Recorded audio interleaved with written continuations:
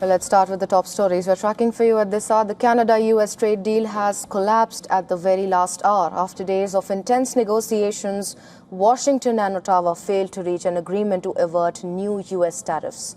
And now the tariffs have taken effect on certain Canadian goods.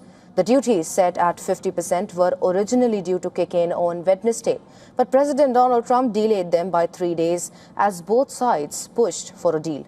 Now, U.S. Trade Representative Jameson Creed says Washington had offered tariff reductions in sectors including steel and aluminum, but Canada refused to accept the final terms.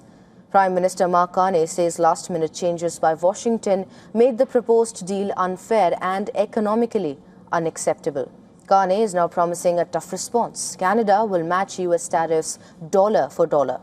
That means Canadian retaliatory tariffs could rise in line with the value of the U.S. duties imposed on Canadian goods. Well, the immediate impact will be felt across some of Canada's biggest industries. Autos, steel and aluminum have been at the center of the dispute.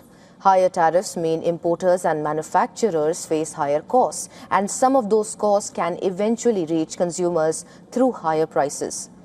The stakes are particularly high for Canada because the US accounts for around 70% of Canadian exports. So this is not just a diplomatic dispute. It can affect factories, jobs, supply chains, and the prices Canadians pay for goods.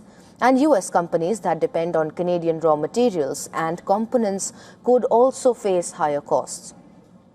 Another flashpoint in the negotiations was alcohol. Now, Canada had removed US wine and liquor from government-run stores as part of its retaliation. Carney had asked provinces to restock those products, but some regional leaders were waiting to see the final deal. Now, with the deal collapsed, that issue could become part of the wider trade standoff. So after days of talks and a last-minute push for a deal, well, there is no agreement between Washington and Ottawa. The 50% tariffs are now in effect on certain Canadian goods.